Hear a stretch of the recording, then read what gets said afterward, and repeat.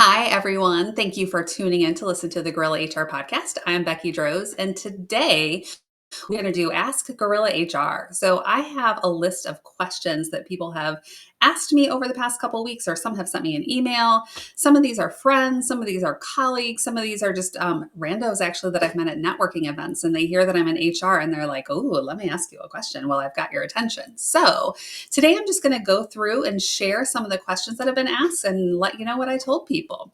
I also would encourage you, if you have questions about HR, to submit them to me. You can send those to podcast@gorilla-hr.com. That's gorilla, GUERRILLA hr.com. So gorilla, two R's, two L's. So send me your questions and I'll be happy to answer those at a future podcast. But let's go ahead and get started. So the first question that I had is actually around corrective action and performance management. So I had an employer that I was talking to, and they were working with an employee that was having some performance issues. And the question was, is this a standalone corrective action, just a write up? Is this a performance improvement plan, or am I working on termination paperwork? And they were really just kind of confused about what to call it. So here's the thing when it comes to corrective action and performance management. Honestly, it doesn't really matter what you call it. But the thing to think about is, what is the intent? Anytime that you have an employee who's not performing, we need to call out what exactly it is that they're doing and contrast that with what exactly are you expecting them to do. That's really the first piece of it, whether we're calling it a corrective action, whether we're calling it a written reprimand, whatever it is. The first step, what are you doing and what are you supposed to be doing? And that might be really the end of the conversation. It could even be just a conversation. But essentially, what we want to do is give some clarity to that individual. They may not know that they're doing something wrong. There may be something else that they're getting rewarded for that's making them lead to that. But either which way, when we think about that discipline or that corrective action, really the first piece of it is we want them to do better. We want them to do better right now, and then we want them to continue to do better. So we want people to get better and not lapse back into their old ways. So you might just call that a discipline, a write-up. It could be a verbal that you follow up with an email. And that is really just saying, you have come to work late 10 times. You are expected to be here at 8 o'clock, period, done, end. Now, where it gets a little bit more complicated is if you have something where the behavior has to change, but it has to change over a period of time. This is where we start to get from just having a written reprimand, and we really start to then think about a performance improvement plan. So the difference there is that with a performance improvement plan, we're not going to know if they're doing better right away. We're going to need a little bit of time to evaluate and see if they're doing better. So let's say you have somebody and they're supposed to be calling on clients and you don't know if they're doing it. Well, you're not going to know just within that next hour they did it. You might not know within that next day, but you might say you're expected to reach out to so many clients over a certain period of time. So you might have to wait a week or 2 weeks or even a month before you can really see if their behavior has changed and if now they're doing what you want them to do. That's where we have a performance improvement plan. So that's really the difference between just a standalone corrective action and performance improvement plan is, can we see the improvement immediately, or do we need a little bit of time to evaluate? Either way, you want them to keep doing the right things and get better and stay better. So you're looking for immediate and sustained performance improvement. Now, all of those things are going into what could end up being used towards a termination if you have to go that route. Anytime you have somebody that's not doing what you want and we're trying to get them better, what we really want to do is manage them up where they're improving, or we want to manage them out where we are creating a record that shows we've tried to get them to do better and they're just not doing it. Whether it's because they choose not to or they just don't have the skill set. So then all of these things that are happening, all of these documents that we're creating, that can go towards termination and help give us that evidence. So that's really the difference there in corrective action, whether it's just a standalone reprimand, a performance improvement plan, or if we're working towards term. They all kind of work together in similar ways. One of the next questions that I had this week was about, I no longer trust this person. This one actually ties back to this performance piece to say, I had somebody who was doing some things wrong. I've talked to them and now I don't really feel good about the relationship. I don't feel good about what's happening anymore because they've had these issues. Ultimately, when you counsel an employee, you want them to get better, and then we want to move forward.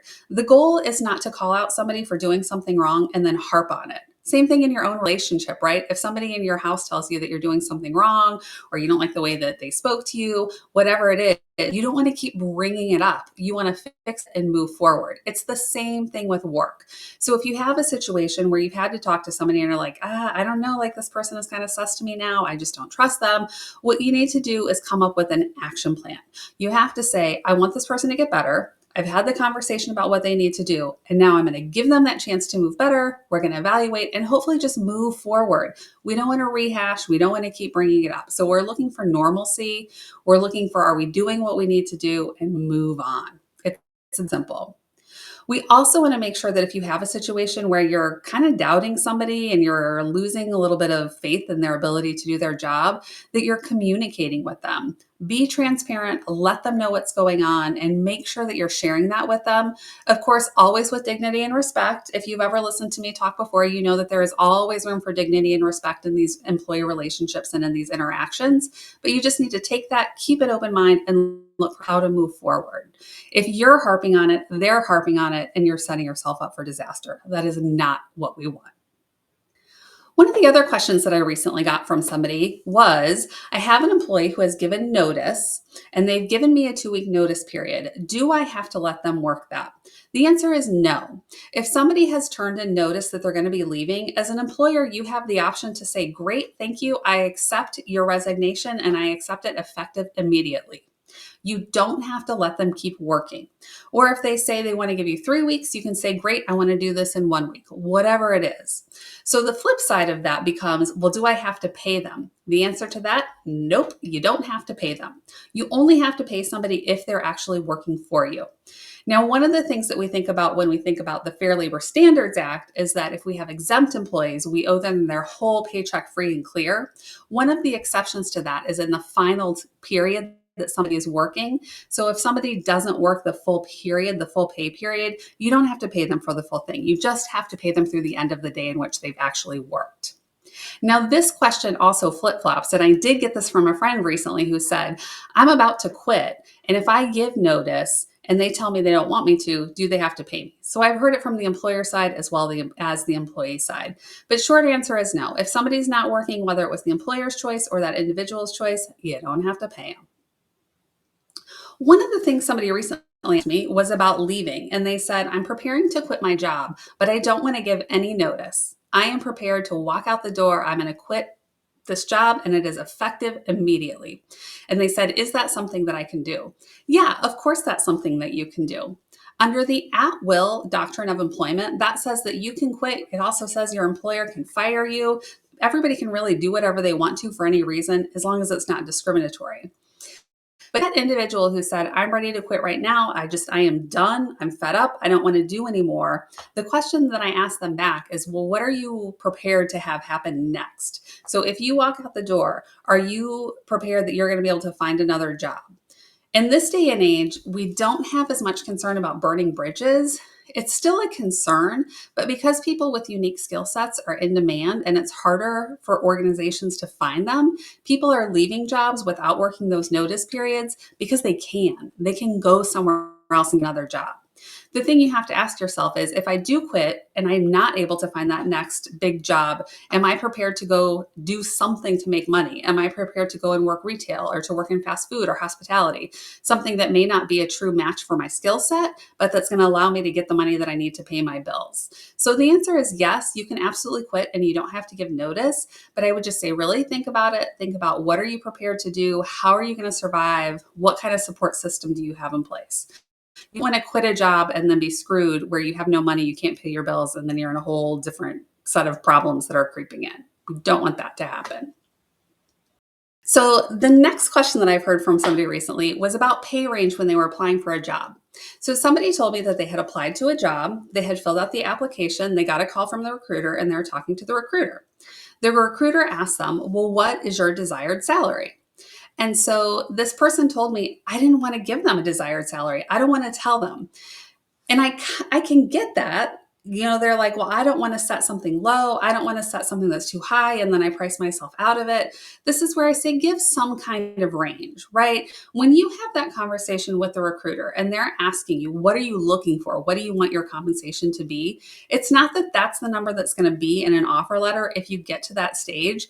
It's really just saying, are we wasting our time talking to each other? Or is there a potential that if your skills match what we need for this job, we're going to be in the same ballpark when it comes to pay? So when an organization says, what do you want? Be prepared with a range, because there's that low number that you're like, nope, it's just simply not going to happen for that. Be prepared to share that. You can also ask the employer, well, what is the range that you're offering for this job? Flip the script, ask them, and let them tell you what they're willing to do. Then you can say, okay, that range is below what I'm willing to accept for this kind of role. If you just say, I don't want to tell you, I don't want to give you a range, that's going to kind of shut down the conversation. And from the recruiter standpoint, they probably aren't going to dedicate a lot more time into figuring out if you're the right person, because they don't know if they're going to be able to pay you even in the same range of what you're looking for. That works on the flip side too. I recently had somebody that came to me and they said, Becky, I'm talking to an organization about this job. I've had a couple round of interviews. Can you give me an idea of what the rate for this job should be? So I did my research and, figured out what's the industry, where are they, how big is this organization? And I provided a range to this individual who's interviewing. And I said, based on your skill set, this is kind of where I would go. You're not brand new to this game. You've got some skills, you've got some experience, you're a proven performer. So I think this is what you could ask for. This is the range that you could ask for. And they told me that when the employer wanted to talk to them about comp, she said, well, I told them what I was making before. Ugh, don't do that. Don't tell people what you were making. Base it on what you want for that job. If you were low in the past and you use that as your benchmark, you're going to be low in the future. So don't do that. Most organizations now are not going to ask you what you are making. There are also some states and cities where they can't ask you that question. It's an illegal question, but don't use it as a benchmark. Tell people what you want, and they don't need to know what led you to that. You might say you worked with a consultant and figured out that's the going rate. So that's what you want. That's fine. But don't just say, well, here's where I was and I want to be at least that, because that may not be what that job is worth. And don't sell yourself short. So know your worth and ask for it. I recently spoke to a couple of folks who are new grads, and they told me that they're having a really hard time finding jobs. They told me that they are sending out resumes, hundreds of applications, and they are getting a couple calls, but they're really having a hard time advancing and making it to the next step. So the thing right now when it comes to employment is that the market for labor is softening a little bit. So unemployment is around 4%, but for new grads, it's closer to 7%. So that means that organizations are holding on to the people that they already have. They're holding on to the individuals who have that they need, and they're not necessarily bringing in new people.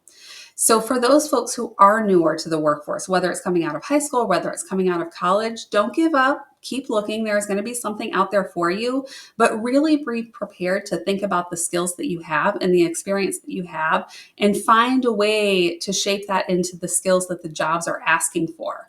So even if it's not exactly apples to apples, think about experiences that you've had in your past, whether it's in education or in working for another industry, that can help you say, I can do this job. I can fill this job that you have.